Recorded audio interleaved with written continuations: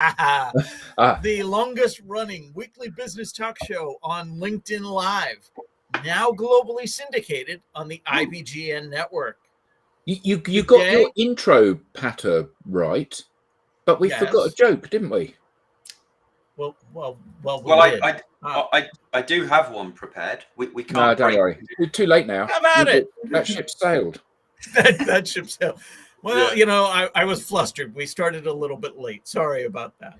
Yeah. But honestly though, did you hear about the first restaurant that opened on the moon? First restaurant that opened on the moon. No, I didn't. The food was fantastic, but there was no atmosphere. I thought you were going to say it was out of this world. Oh, great. Sorry. No, I appreciate it. Thanks, guys. Today, we are going to be talking about the hidden challenges of software design, especially for those of us with a non-technical background. We have a special guest, Brian Childress, to help us with the discussion. A principal technical advisor, software architect, and fractional CTO at Summit Labs, as well as a Techstars mentor, Brian has spearheaded numerous projects aiding early stage companies in developing cutting edge software products. But before we bring Brian on, let's go ahead and introduce ourselves. And while we're doing that, why don't you in the audience reach out to a friend, ping them, and have them join us? We strive to make the digital download an interactive experience. Audience participation is highly encouraged. Yes, So, please. with that, introductions. Adam. Hi, everybody. I'm Adam Gray. I'm co-founder of DLA Ignite, and I'm delighted to be part of this group of exceptional individuals. You know, the fun of these broadcasts, and and you as well. Yes. The fun of these broadcasts and the debates that we have and the things that we learn, certainly the things that I learn, I just find incredibly valuable and rewarding. Adam, nobody said we were going to learn anything. Oh, that's a good point. Good point. But the fact that we do sometimes is a real bonus, isn't it? Absolutely. Thank you for that. Yeah. Welcome. Occasionally Alex. learning the odd dad joke. But yeah. It's very kind, Adam. I too enjoy these weekly therapy sessions. So I'm Alex Abbott, founder of Sapiro, creator of the Conversation Operating System, and I'm a proud partner of DLA Ignite, and looking forward to turning this into an exciting conversation on this wonderful Friday afternoon. Excellent. Hi, Sandy. Thank you for that. And I'm Rob Durant, founder of Flywheel Results. We help startups scale, and I am a proud DLA Ignite partner. So, thank you for that. As I said, this week on the Digital Download, we'll speak with Brian Childress. His extensive experience in software development and deep insight into the startup ecosystem make him an invaluable resource for anyone looking to navigate the complexities of tech in the business world. Brian, good morning and welcome. Yeah, good morning. To meet you. It's great to be here, guys. Thank you for joining us today. We have another double door situation going on. Yes, Tracy and double as well. Tracy last week was, I think, at a mum's place, and there were two doors behind, and it looked like, is it the blue door or the red door we have to walk through? That's right. So is one a closet, or are they both doorways into different parts of the house? One's a closet. Yep. Oh, okay. One leads to Narnia. Or which one? Brian, let's start by having you tell us a little bit more about you, how you got here, and then we'll jump into the topic for today's discussion. Absolutely. Yeah. So like you mentioned in the intro, my name is Brian Childress. I'm a fractional CTO and software architect. The journey to get here has not been a straight or smooth one by any means. I've spent the last 12 or 15 years developing software for healthcare and finance, consumer SaaS products that you may know and love. And, I've had an opportunity to work on a lot of different projects with a lot of different teams in a lot of different technologies. And I think all of that experience has really been really impactful for me. I've grown and learned a lot. I think we're seeing it. The technology is just super, super exciting. And I think that's what keeps me going every day, is just being involved and continuing to learn and see how we can use technology to solve everyday problems. Excellent. Thank you. So, Brian, I see posts and ads all the time for no code solutions. Apparently, even I can build an app. So, when I come to my IT team and ask, can we just implement this great idea that I have? It should be easy. Why are simple software solutions not as straightforward as they might appear? So you use two interesting words that we hear a lot in software. You said just and should, right? It should be easy. And unfortunately, it's not. Those are true four-letter words in the software industry, because there's a lot of complexity that goes into those solutions. There's a lot of concerns depending on the business or the industry that you're operating in around the type of data and where the data lives and who has access to certain types of data. What type of functionality do we need? How many users are going to be on the system and at what times, and all of those things kind of come into play for what is the solution that we're looking to do. And I think a lot of businesses struggle from that same sort of thing. I've certainly been in organizations where the IT team would say, oh, well, that's going to take 6 months for us to even have time to consider how long it's going to take. And it's a real challenge. And so what we see a lot of times is other members in the organization will build software solutions, typically on Excel, or, for those of us that remember, Microsoft Access and some of those platforms, it's really, really interesting how those tend to evolve. Access wasn't Access joining us a little bit late to the party. We have Tim Sorry, I'm late. Jumping in. Tim, good morning and welcome. Hi, Brian. How you doing? No worries. Great, Tim. Good morning. Good morning. So wasn't Access the tool that you used when Excel ran out of space? For many, that's a good way of describing it. And I've been in organizations where millions of dollars worth of transaction flowed through Microsoft Excel and Microsoft Access databases every day, because the IT team, wasn't able to build that custom software solution. And I think for me, I see that as really the precursor to a lot of the low code and no code tools that we have today, right? A lot of us became Excel wizards as part of our day job. And that kind of gave us that superpower to be able to create software. And really, that's a lot of what I do day to day. I just have maybe some different tools with different names that have different capabilities. Okay. Brian, what are some common misconceptions about software development among non-technical professionals like myself? I think the biggest misconception that I see that I think hurts a lot of folks, non-technical or technical, is that they build something that they don't actually need. And to give you a little bit of background here. So when I work with founders and folks in different teams, and they have this idea, right? I have this fantastic idea and I need an app for that. And so I need to go and find somebody that can build apps. And there are a lot of people all around the world that are willing to take your money to build that app. Unfortunately, a lot of times the thing that we're trying to solve doesn't necessarily need an app. It doesn't need a custom software solution. But we tend to go down that road, especially as non-technical folks, because that's how what we tend to understand or conflate with a technical solution is I need something that's complex and hard and costly and takes a long time to build. And usually that's not the case. Back to kind of my earlier example where a lot of companies are using Excel spreadsheets to do their day-to-day business. A lot of times that's sufficient. But if we start to get it into our mind that we need to build this technical solution, that's the route we go down, and we don't really kind of look back and make sure that we're headed in the right direction. Okay. So, how do you manage expectations when a non-technical client or team members propose ideas that are more complex than they realize?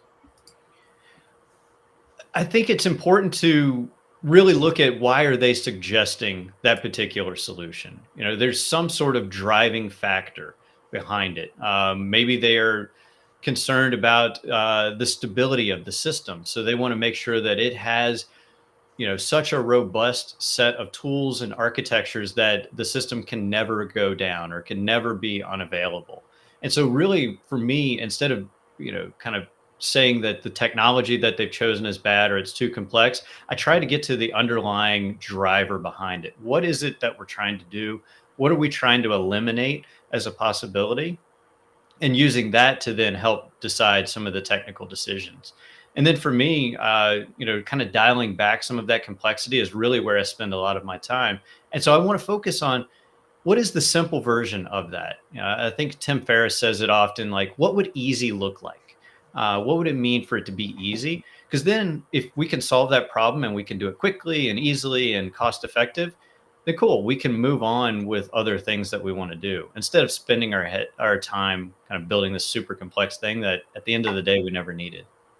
So when you say app, are you referring to something which sits on your desktop or on your servers or on your mainframe, or are you referring to something that sits on your phone? I think all of the above. Yeah, you see that a lot, right? For many of us, our cell phones are our, tether to the world. They are that gateway, that ultimate distraction device. And so that's what we think about. Oh, I need an app for this thing, or it could be something that's a website or, a desktop app. And so that's one of the areas that I spend a lot of time is just making sure we're using the same word in the same way, right? We have the same definition, because my version of app and your version of app could be very, very different. Yeah, and I kind of, in the early days of mobile stuff, where smartphones were relatively new, shipping large amounts of data was costly and problematic because we had 3G, we didn't have 4G, 5G, LTE, whatever. And the advantage for me, the user, for having an app was that lots of the content was embedded in the app, so not much data needed to move between you and me.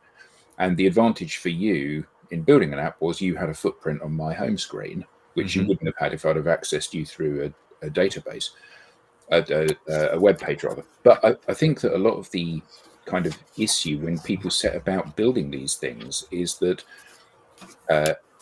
although we're not big into kind of like design and marketing and stuff like that, the problem is that people don't invest any thought, or often don't invest any thought, in how it actually works and how it actually looks. So what you end up with is something where the user interface is a bit like the back end interface of a CMS system, and it just looks clunky and pointless. And I often think that when people set about building apps and resources like that, they're very poorly conceived from end to end. They've got an idea, as you said, about the problem they're trying to solve, but not what that actually looks like. And I think that often the issue with this is that it creates a bad experience for everybody involved. So there are times when an app is absolutely the right thing to do, and times when it's absolutely the wrong thing to do. But I've never built an app, so okay, let's do an app, shall we?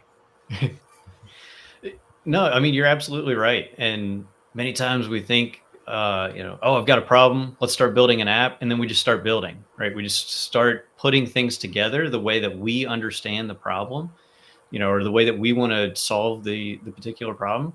And, that's how those, internal apps or those super clunky apps, like you say, come to be, right? We just start bolting on more and more and more functionality, and we don't, necessarily take time to either revisit, what it is that we're building, or start from a good foundation.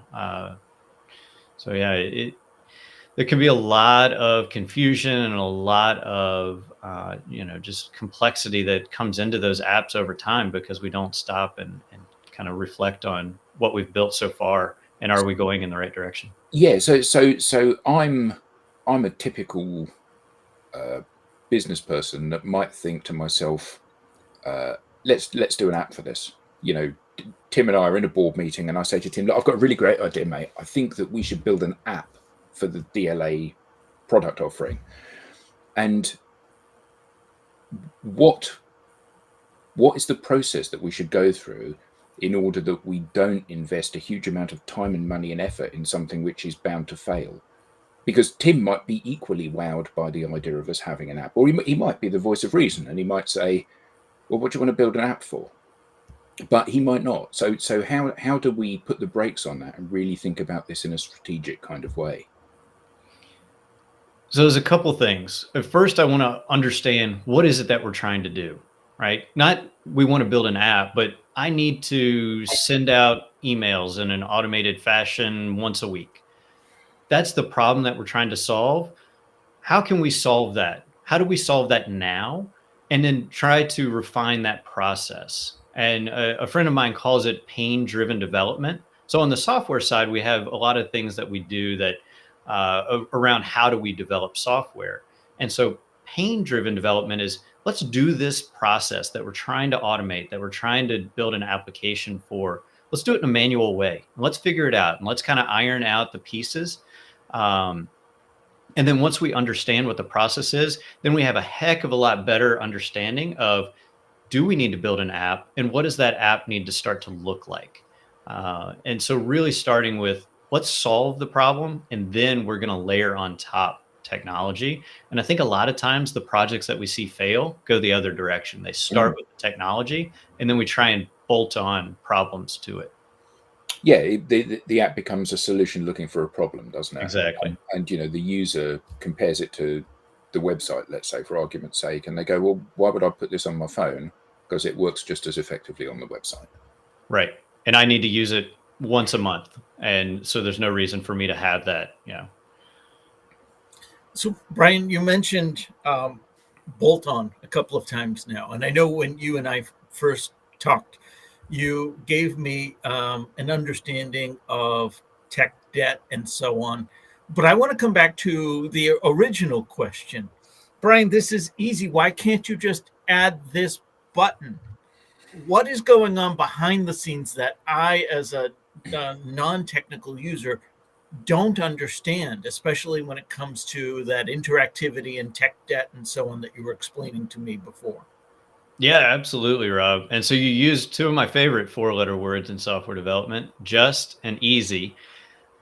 So let's say, for example, Rob, you come to me and you say, we just need to add this button where I can download a CSV of the data that I'm looking at, right? There's a big table on the website that shows data for, past customers or invoices or something like that.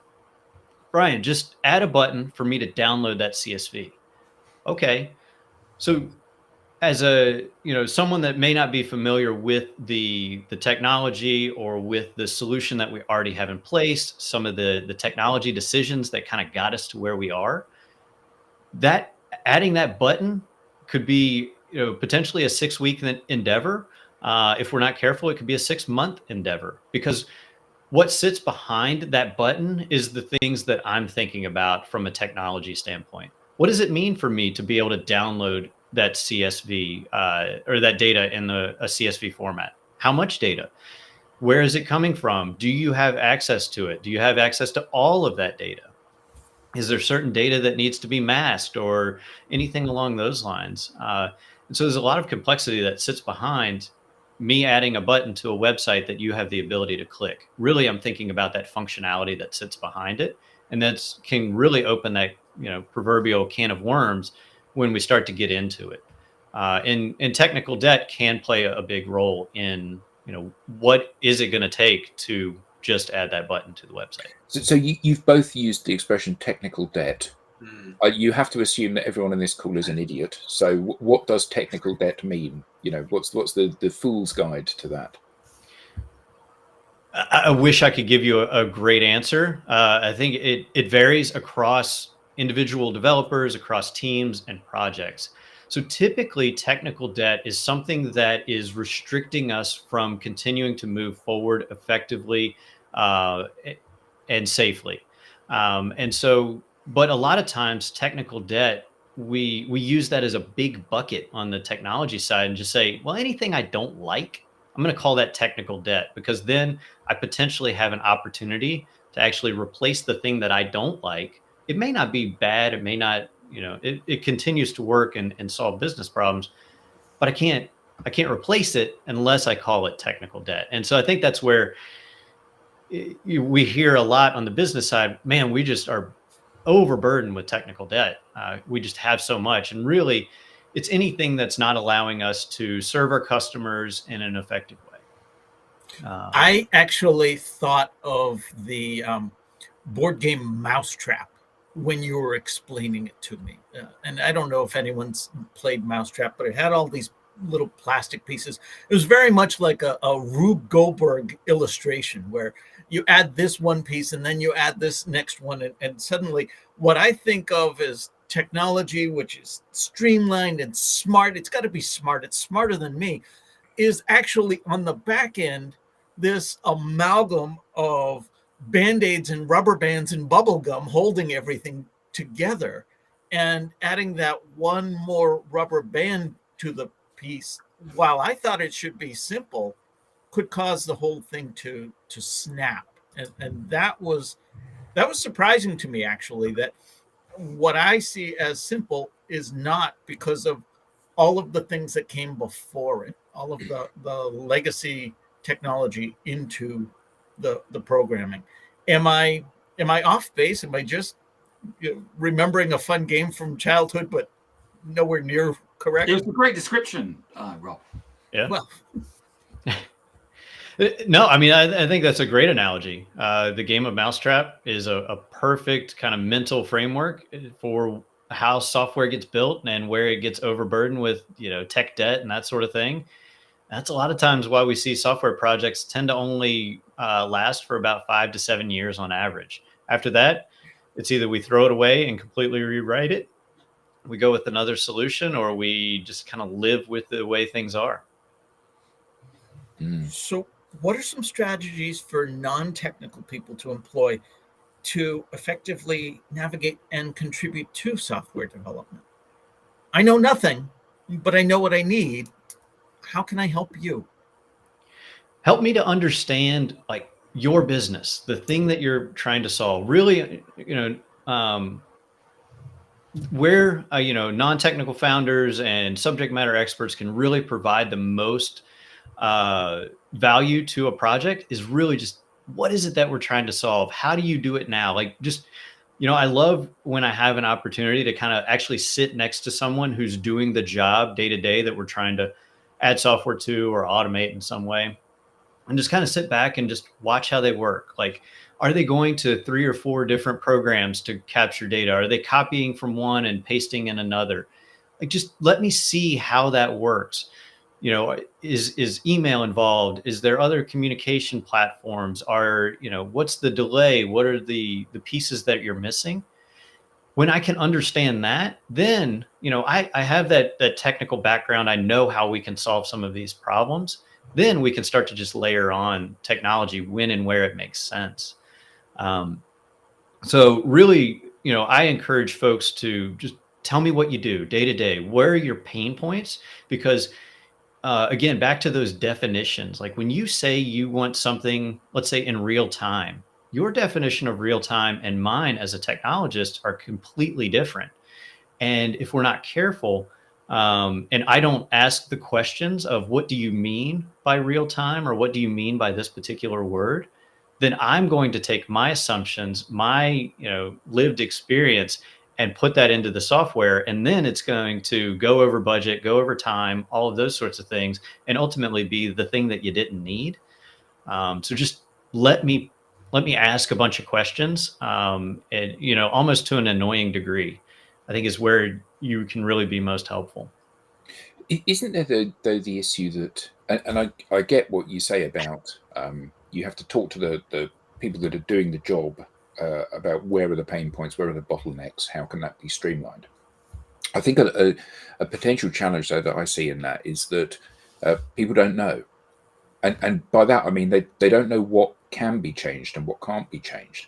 So a good example of this would be, 25 years ago when I was working in an office and somebody was preparing an invoice, they would say, initial site visit, space, £50. And then new line. And then they'd fill up the page with spaces because they didn't know about A, the tab key, and B, creating specific tabs or even decimal tabs for the numbers that were going to sit on the right-hand side of the page.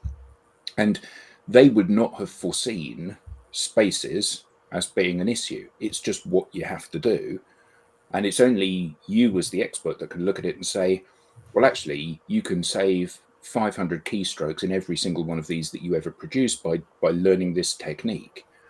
And I think that to a certain extent, we, particularly in such a fast-paced industry, we as a business are on the periphery of that industry. We help people in that industry, but we're not actually coders and whatever. And the issue with that is that we don't know what's possible and what isn't really. So how do you kind of help open people's eyes to what that utopian view of perfection could be? I think as technologists, a big part of my role is that education. And for technologists, the stereotypical, we just want to sit in our dark rooms with our hoodies and code all day. Not as many people in the industry are actually that type of person, and so a lot of us have the opportunity. And I think it's really in large part of our job to understand how can we work with folks that may not also be technologists, and helping them to understand some of those capabilities, some of those possibilities. And so, a large part of my job needs to be, how can I share, oh, here's an exciting thing. We have all of this internal data within our business, or we have this regular process that I see you doing, and it's taking you 15 minutes to put together. And with, some slight tweaks here and there, we can make that a much more efficient and even, much more productive solution, and just really bringing that to the surface. And so I think for me, I'm always looking for those areas and opportunities for efficiency, because that's what software is, right? It's making things more efficient and more, less error prone, and kind of eliminating a lot of that, just cruft around how we work day to day.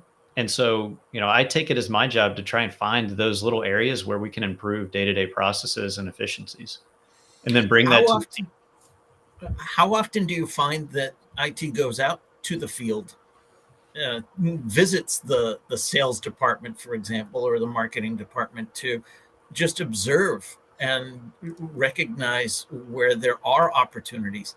And who's the onus on for facilitating that? Is that the responsibility of marketing, for example, to reach out to IT and say, please come by and observe? Is that IT's responsibility to say, hey, we're going to regularly go out and meet with you to watch what you're doing? Everyone's already working 28 hours a day. When do they find time to do that? What should be done in that regard? It's To answer your first question, Rob, no, they don't go out enough, right? A lot of times, there's either a physical wall or a virtual wall where, okay, IT, stay over here and do your IT things. And then the rest of the company is going to be over here, making enough money to pay for you guys to do whatever it is you do. And I think what we're seeing, and I hope that we continue to see in the industry, is there's more of a shift where those software engineers and the IT folks are coming out and working directly with business stakeholders, and really having those conversations early and often. And I think really for me, from my perspective, the onus is on me as a technologist to go out and find those areas of efficiency, find those opportunities where instead of all of us working 28 hours, maybe we can reduce that down to 23 hours that we're all working, because I know what we can do with software. Let me show you ways that we can improve your workflow.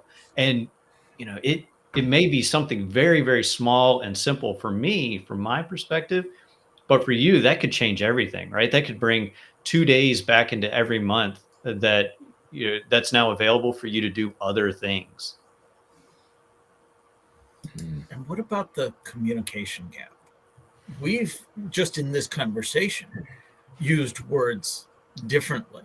And kudos to you for recognizing when my definition of real time and your definition of real time were two completely different things. But how do we go about intentionally defining these things without seeming to talk down to the other party?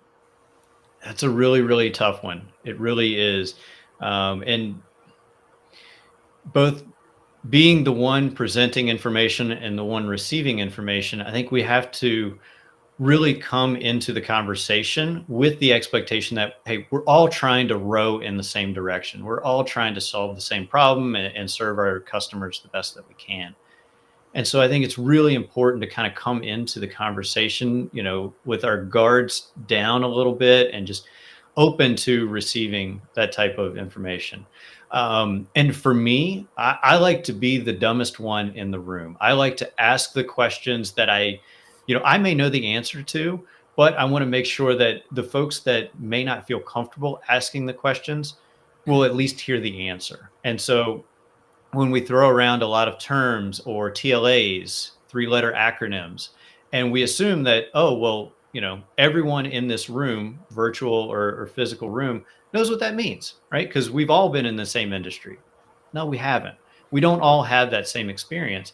And so, I will be the one that will take that hit to my ego or whatever it may be to ask those questions so that I know that we're, hopefully on the same page.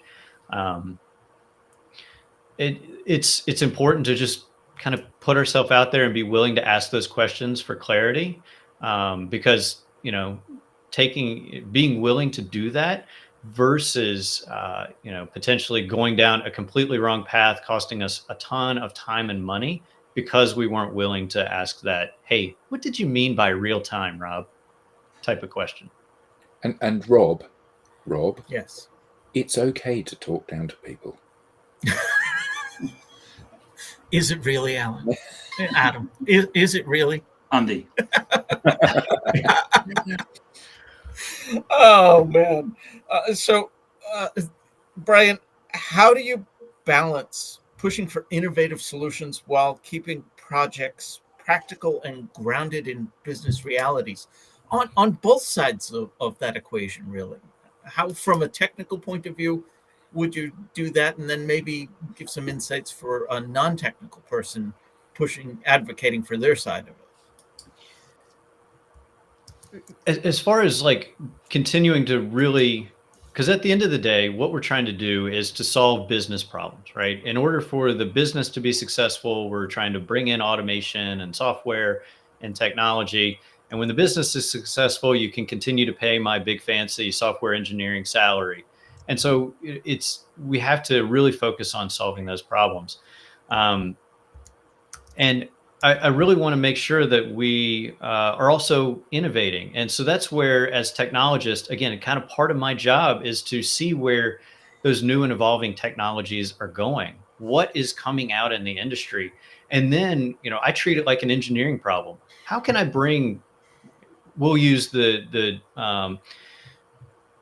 technology of the year here, AI. How can I bring AI into my organization? Right? There's a lot of things that we may be able to streamline or improve by bringing that technology into the organization. Now, we have to be very careful because some of those leading edge and bleeding edge technologies, as fast as they come into existence, they can also go away. And so we have to be very careful about what we bring into the organization and what we kind of build our business on top of, or our business processes. So it's a very, very delicate balance, but it always has to go back to what is the problem that we're solving for the business, and are we doing that in the best, most efficient way? If it's going to take me 6 months to implement something that's clunky, then I didn't do my job.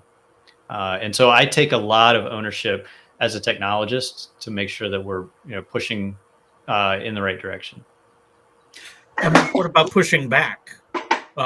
What about the non-technologist that comes to you and says, Brian, AI is everywhere in sales. My sales team needs more AI. Can you get us some AI, please? As though you were walking just down the grocery shelves and on the cereal aisle. Oh, let me add this to the an AI that shopping prevents cart. me from spilling my tea on my desk. Right? Yeah, well.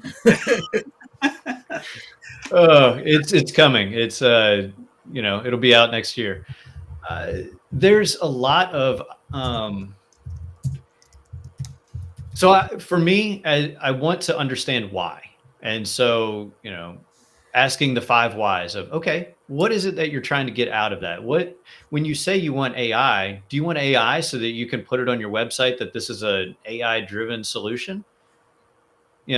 That's a different AI than, I want to streamline the content that we put together for our newsletters that we send out, or blog content or something like that. So really trying to understand, okay, when you say AI, why? What is it that you're looking for? Right? Because there's some sort of driver behind that. And a lot of times, I think as technologists, we don't ask why enough. What is it that you're trying to solve? And so it's like, ooh, we get to add AI. And then you just kind of go off into your little cubby hole and add a bunch of stuff that didn't actually need, but it cost a lot of money and cost a lot of time to get there. And that's, I think, when we hear that, I think it's like 70% on average of software projects fail. I think it's because we hear those terms, right? And we add it into a project and you didn't actually need it. We heard the same thing, I don't know, 7-8 years ago with blockchain. Everything needed blockchain. Nothing needed blockchain at that time, right? There were very specific use cases where it made sense, but there were a lot of projects that added it just because it was new and shiny. You said 70% fail? Yeah. I'm surprised it's so low, frankly. Depending on I'm which actually article surprised you it's so high, because I worked for an enterprise level organization that was regularly rolling out this software development and that software development, and not a one of them failed. Now, we stopped using them within a month of training, but they were complete successes. Just ask the IT team and the project sponsor. I guess your definition of success and mine might be a little bit different, Rob. That could be. But I think that there's a very real risk that development of bespoke software enhances the problem rather than the solution. So you spoke earlier, Brian, about email marketing automation and stuff like that. That'd be a great example of this. So, and we're seeing it at the moment with the advent of AI helping people to rewrite things and create more effective, I use the word in quotes, more effective scripts. And the problem is one of an overwhelm that everybody gets from this kind of communication. We all are looking for a solution, but the solution is one of how do we stop this influx of email that we get, because it's an interruption to all of us. And often, your idea of you've commissioned this tool which is going to enable you to send more emails that are more targeted, and then you start to do that, and then Alex says, well, actually, Brian's got this great idea and he's sending out more emails now and they're more targeted, so I need to have that as well. And then Tim decides he needs to have it, and then Rob decides he needs to have it. So now the problem is that I'm receiving 4 times as much email. And actually, the problem was never how many emails you send out. The problem was that the people don't know who you are, so they never consume the emails. And, I think we see that time and time again where, so we've had a clinical psychologist on this show, and she said humans are hardwired to be lazy. Mm-hmm. If it's easy for you to walk the short route rather than the long route, you'll walk the short route. And I think that often, things are commissioned as a shortcut, a silver bullet, a magic button, an easy button that will make everything work more effectively. And many times it just enhances the issue, doesn't it? Oh, absolutely.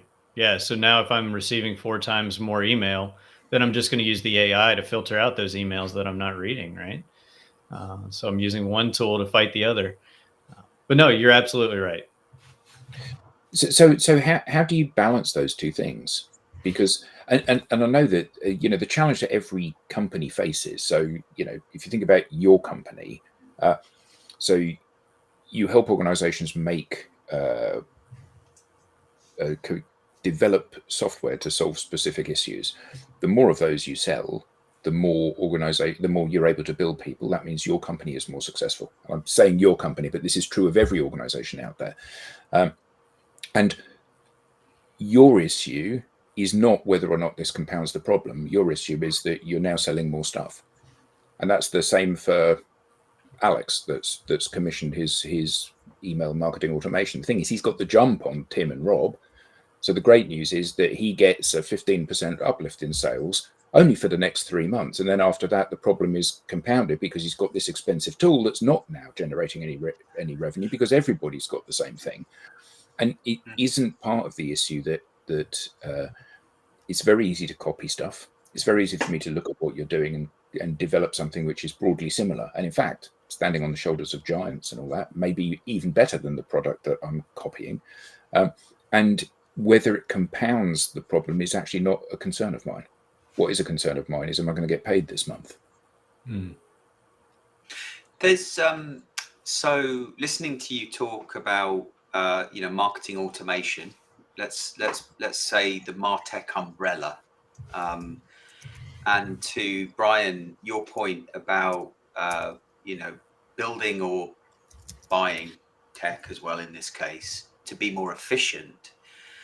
I feel like we've seen this evolution, particularly in the marketing software space, where these tools were designed and built to make people's lives more easier, more efficient. But now we've reached this point where there are so many applications. There are so many applications that one brand might be using, 70 or 100 different applications with so much overlap that actually, as a whole, like for little tasks, there might be a lot of efficiency, but as a whole, it's creating a whole lot of inefficiency and challenges in terms of making customer data actionable from one platform or one application to another. And at what point do we say enough is enough? It all needs to be, thrown away and we start again. And to add to that, how much leeway, how much input does IT have in that? The businesses come to you and say, we want this. Yeah. How much opportunity do you have to push back? And to say, no, you don't want this. Yeah. You really don't. I'll give you an example. I worked in a call center once where because we were in a call center and we logged into our computers and logged into our phones, they knew every second of every day and how we spent it on break, on calls, on hold, on this, on that. And they had this one report, the Every Breath You Take report, where they could report on everything a representative did. Was this compiled by IT because of the novelty of, look what we can do? And sometimes I think there's that novelty aspect in IT and development. And versus, was it built because the business team went to them and said, we need this, and IT said, yeah, we can do this, not, well, what are you going to use it for? I mean, the lesson for me with that report was, just because you can measure something, or in IT and novelty, just because you can do something, doesn't mean you should. If you're not going to act on it, if you can't apply it. So I come back to, how much leeway, how much pushback does IT have? How much say do you have in that process? Or are you just tasked with executing? Unfortunately, I think the norm, Rob, is that we don't have a lot of say. In my experience, some of those scenarios, there's been someone else in the organization that said, hey, I think we have a problem, or hey, if I bring in a solution, I might get promoted. And so I'm going to bring in a solution. I'm going to start to talk to sales folks. I'm going to start to, go out to dinners and the golf course and those sorts of things and I'm not picking on sales representatives, but that's kind of how it typically plays out is we found this solution, right? We are sold on it. This is going to solve all of our problems that we ever had and will ever have. And we've allocated budget and we've signed the contracts. Hey, IT, install this and do it as soon as you can. Usually it's at that point in the conversation that IT comes in. It's like, what?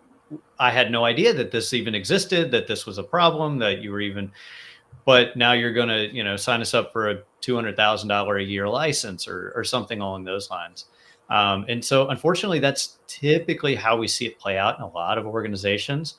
Now, I am seeing it shift a little bit in the industry because we are seeing, how that doesn't necessarily play well.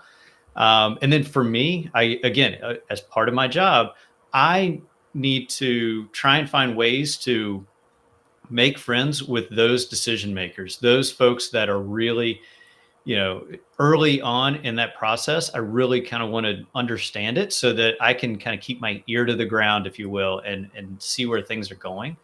And when I can do that, then hopefully, maybe I can help steer us in the right direction.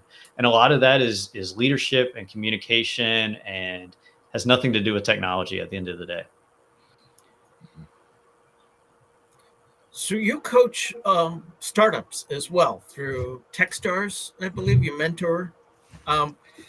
What are some common misperceptions you've encountered about software development, specifically with startups, and how do you address them? Sometimes from a technical startup point of view, but I'm thinking more so the non-technical startup. When they think, oh, there's just an easy button that can be done, how do you mentor them to help them understand what IT is there for and what they can do? You're probably going to sense a theme here, but I always go back to what is it that we're trying to solve, right? And a lot of times, technical or non-technical folks, we try and find the technology to solve the problem without a clear understanding of the problem. So a problem well defined is a problem half solved. And so really what we see a lot of times in these startups is that we start to build something, and we're not validating that idea. We're not going out and talking to our customers. We're not making sure that the thing that we're building or the way we're building it or the way that we're targeting our potential customers, all of that is right. And so we spend a ton of time and a lot of resources in building this thing, but we haven't actually spoken to someone about, is this the thing that we need to solve? And so I spend a lot of time with my founders in just making sure that we're headed in the right direction. Another one, sorry. Go ahead, Brian. Just one more that I see a lot hurt non-technical founders is around ownership of their code and the software systems that are being built, especially if founders go out and hire a freelancer or hire a development agency and they don't maintain ownership. They can be in big, big trouble. The startup that they're, everything that they're building it on, that software can go away. They can completely lose access to something that they've paid all sorts of time and money to build. They can completely lose. And so we see that a lot, unfortunately. I just wanted to, I think there's a problem with my LinkedIn pairing with Restream, because I noticed there's a couple of comments, not quite sure when they were made, but because, this show is really about the audience, I wanted to give them a shout out. So Andrew Rice, who's been a guest on the download previously, he works in cybersecurity. He was saying the ball of mud that never gets rebuilt for fear of breaking. I've seen this in a number of industries. They prefer to write a wrapper around it. Does that mean anything to you? Oh, absolutely. Yeah. You hear spaghetti code, big ball of mud. Those are very common analogies for a lot of software systems that we get to work with every day. You get the joy of unraveling. Yeah, we usually just kind of brush it to the side and then build something new and fancy next to it. Yeah, or like he says, a wrapper. Yeah, and then David Todman, a fellow at the ISP, works within sales and marketing training. He says, interesting as an engineer by original education, we have a new product/application process like stage gate to refine and define a new product or process to ensure fit for purpose and commercialization. Nice. Yeah. Cool. What? Thanks, David. Can you put that in English? Yeah, I was going to say. What was he saying there, Brian? Really, I think we're seeing this a lot in organizations, especially bigger organizations. It's almost a justification for what is it that you're building. So instead of kind of just giving a team of developers time and money to kind of just go off and solve these problems that may be half understood, there's really we're spending more time up front to understand what is it that we're building, why are we building it, what's the business justification, and how can we tie that to a return on investment? What is that ROI that we're expecting? And us paying $1 million or $2 million, which is very, very common for most enterprise internal applications, is it worth that return on investment? What are we going to see from that? And it may or may not be. And so then a lot of companies that I've seen, they'll use that as a driver for then asking the question, well, what do we need? What is the easier solution that gets us to the same point? That's how I took it. Hopefully that's right. Yeah, I assumed that there would be some sort of minimal viable product, and there would be a. Do you mean an MVP, Tim? An MVP. Sorry, am I supposed to talk in? No, we don't want TLAs. And, so I assumed there might be. You'd start off with maybe a minimal viable product, or do a sprint, and at that point work out whether you want to do it or not. Mm-hmm. Enter the stage gate. Yeah, to see who wins. You do a sprint to see who wins, and then whoever wins. Alex, you do a sprint to win. Isn't that what something arranged by procurement? So, Brian, for non-technical professionals interested in gaining a better understanding of software development, what learning resources or strategies might you recommend? I mean, we kind of talked about it a little earlier. We're almost overwhelmed by the amount of content that's available. I'm a big proponent of podcasts, YouTube University, if you will. So really going out there and finding great information, really starting with, almost like a dummy's guide to, kind of fill in the blank type of technology. Really looking and doing some Google searches. There are a lot of great articles. I don't have any that kind of come to mind as like the primary ones, but I would start to look for podcasts and YouTube videos and books and blog articles that really speak to a non-technical person. And a lot of what you're going to see is an analogy between what do we experience in real life and what is the technology term that we're kind of hearing all the time and often confused by, and kind of bringing those two together. If you find a resource that has that kind of translation, those are really, really powerful. Brian, this has been fantastic. Thank you very much. We really appreciate your insights. You were able to dumb it down for me. Thank you for that. I understand, well, most of it anyway. But how can people find out more about you? How can they get in touch with you? Yeah, it's been fantastic. Thank you all for letting me be here and join you today. The best place to find me is on LinkedIn. I'm most active there. I'm posting regularly, having a lot of conversations in the DM. So I encourage everyone to kind of reach out, connect, and send me a message. Happy to chat. Excellent. Well, for our panelists, for our guest, I want to thank the audience for their active participation in today's session. If you have something to say, if you want to be a part of one of our next digital download episodes, we'd love to hear from you. Visit us at digitaldownload.live and click on the Be Our Guest or scan the QR code on screen now. Brian, again, thank you so much for being Thank you, here. Brian. Adam, Alex, Tim, as always, thank you. This has been another edition of the Digital Download, which is the longest running weekly business talk show on LinkedIn Live, now globally syndicated. awesome. He can be taught. Fantastic. Eventually. It's only taken 3 years, mate. Thank you all very much, and we will see you next time.